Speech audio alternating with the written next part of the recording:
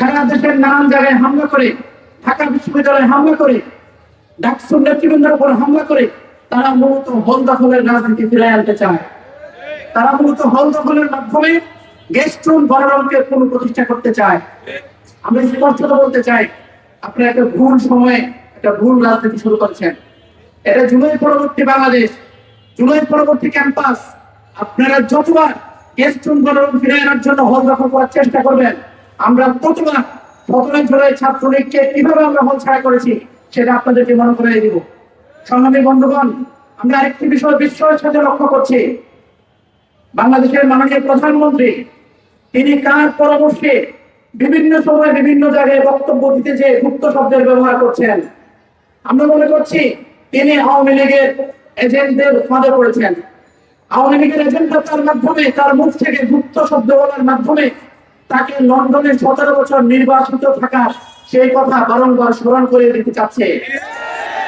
তারেক রহমানের আশেপাশে যারা আছে তারা মুখে মুখে তারেক রহমানকে নেতা মনে করলেও তাদের অন্তরে তাদের নেতা শেখ হাসিনা। তারা এসবের মাধ্যমে আপনাকে পুনর্বার লন্ডনে পাঠানোর ষড়যন্ত্র করছে। আপনারা যদি এখনো সচেতন না হন, আমরা আপনাকে আপনার উপর আস্থা রাখতে চাই। আপনি আগামী 5 বছর বাংলাদেশকে নেতৃত্ব দিবেন। ফ্যাসিবাদ বিরোধী দীর্ঘ লড়াই আপনি ভিকটিম ছিলেন। আপনার প্রতি আমাদের সহমর্মিতা আছে, আপনার প্রতি আমাদের সহানুভূতি আছে। কিন্তু আপনার উপর যদি আমাদের ভূত সওয়াল হয়, সেই ভূত কিভাবে চালাতে হয় ছাত্র শিবির সেটা খুব ভালো করেই জানে। সংগ্রামী বন্ধুগণ, ছাত্র শিবির বাংলাদেশে কারো দয়ায় নয়, নিজেদের রক্তের বিনিময়ে, ছাত্র সমাজের বৈধ ভোটের বিনিময়ে নিজেদের বৈধতা নিশ্চিত করেছে। আপনারা আমাদেরকে গুপ্ত গুপ্ত বলেন, আপনাদের দলে কত গুপ্তরা লুকিয়ে আছে এটা টের পাওয়া যায়। শাহবাগ থানায় যখন ছাত্রদল হামলা করছে, তখন ছাত্রলীগের খুনি গোলাম রব্বানী, অমিপিয়ালদের মতো খুনিরা সেই হামলাকে সেলিব্রেট করছে।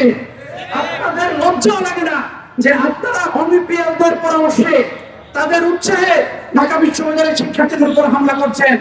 আপনারা যখন আমাদের উপর হামলা করছেন, আমাদের মায়েরা, বাংলাদেশের লক্ষ লক্ষ নারীরা জায়নামাজে বসে আমাদের জন্য দোয়া করে, আপনাদের বিন্দু পরিমাণ ভয় করে না।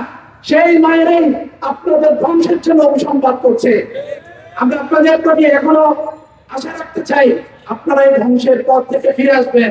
আপনারা আশা করছেন এইসব করে ছাত্র শিবিরকে দমন করবেন, এর মাধ্যমে যদি আওয়ামী লীগ ছাত্রলীগ ফিরে আসে আপনাদেরকে ছেড়ে যাবে, এমন গণহত্যা চালাবে আপনাদের নাম নেওয়ার মতো আর কেউ থাকবে না। আমরা আপনাদেরকে এই অসুস্থ রাজনীতি পরিহার করে, এই সন্ত্রাসের রাজনীতি পরিহার করে হল দখলের যে দুঃস্বপ্ন আপনারা দেখছেন, সেই দুঃস্বপ্ন ভেঙে আপনাদেরকে সুস্থ স্বাভাবিক জীবনে ফিরে আসার আহ্বান জানিয়ে আমার কথা শেষ করছি। আল্লাহ হাফেজ। আসসালামু আলাইকুম রহমতুল্লাহ।